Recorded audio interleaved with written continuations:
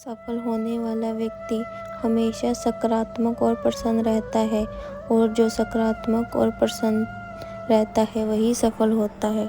जीवन में सुख और दुख का आना जाना लगा रहता है। जो व्यक्ति दुख के समय में भी सकारात्मक रहता है वही सुख और शांति के साथ जी पाता है। नकारात्मकता की वजह से अशांति बढ़ने लगती है और जीवन मुश्किल लगने लगता है। इसलिए हालात जैसे रहे हमें अपनी सोच सकारात्मक बनाए रखनी चाहिए। दिन की शुरुआत अच्छे विचारों के साथ होती है तो दिन भर विचारों में पॉजिटिविटी बनी रहती है।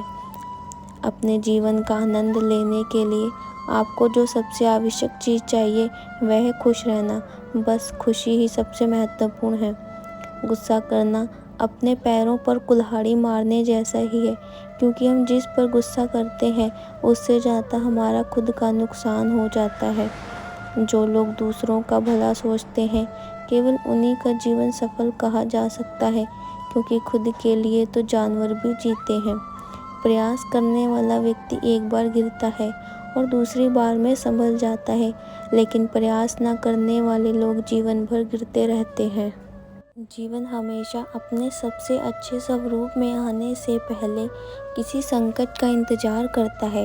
इसका अर्थ यह है कि जीवन में जब भी कोई संकट आए तो हमें धैर्य बनाए रखना चाहिए, क्योंकि धैर्य के साथ ही संकट का समय व्यतीत किया जा सकता है। जब समस्याएं सुलझने लगती हैं तब अच्छे समय की शुरुआत होने लगती है। इसलिए संकट के समय जल्दबाजी ना करें और सोच समझकर आगे बढ़ें। भरोसा रखें कि हमारा जीवन बहुत शानदार है और यही भरोसा इसे हकीकत बना देगा। जीवन में ज़रूरी नहीं है कि हम सबसे अच्छे बने, केवल यह ज़रूरी है कि हम अपना सर्वोत्तम प्रयास करें।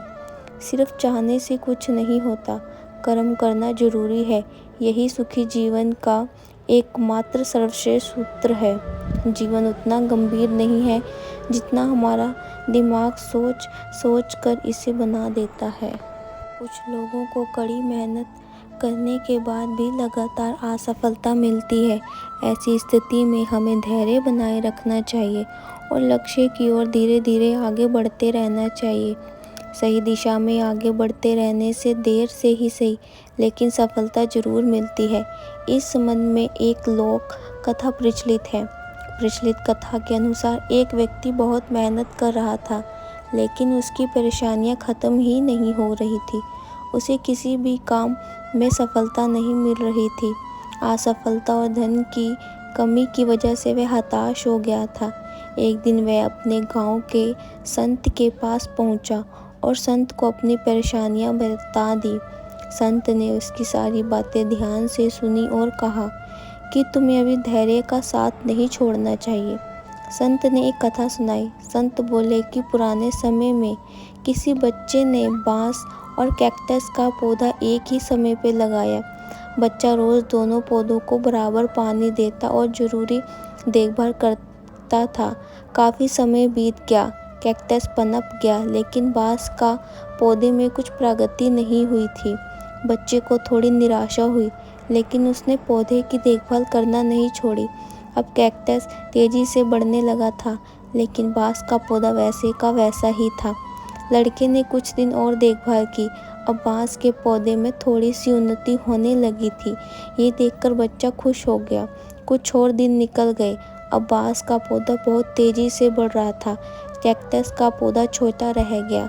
इस कथा के माध्यम से संत ने दुखी व्यक्ति को समझाया कि कभी कभी कुछ कामों में देरी हो जाती है, लेकिन हमें धैर्य बनाए रखेंगे तो हमें सफलता जरूर मिल सकती है। इससे निराश होने से बचें और सही दिशा में आगे बढ़ते रहें। कर्म के बिना फल की अभिलाषा करना व्यक्ति की सबसे बड़ी मूर्खता है। सफलता पाने वाले भूत या भविष्य की चिंता किए बिना अपने वर्तमान को सुधारते हैं। काम, क्रोध और लोभ ये तीनों नरक के द्वार हैं, अतएव हमें इन तीनों का त्याग करना चाहिए। अगर आपको कोई अच्छा लगता है तो अच्छा वो नहीं बल्कि अच्छे आप हो, क्योंकि उसमें अच्छाई देखने वाली नज़र आपके पास है। जो कर्म को फल के लिए करता है, वास्तव में ना उसे फल मिलता है, ना ही उसे कर्म मिलता है। संपूर्ण प्राणी जन्म से पहले अप्रकट थे और मरने के बाद भी अप्रकट हो जाने वाले हैं। केवल बीच में ही प्रकट है। फिर ऐसी स्थिति में क्या शोक करना। हम दोनों ने कई जन्म लिए हैं, मुझे याद है, लेकिन तुम्हें याद नहीं अर्जुन। कर्म वो फसल है जिसे इंसान को हर हाल में काटना ही पड़ता है। इसलिए हमेशा अच्छे बीज बोएं ताकि अच्छी फसल पैदा हो। मन अशांत है और उसे नियंत्रित करना कठिन है, लेकिन अभ्यास से इसे वश में किया जा सकता है।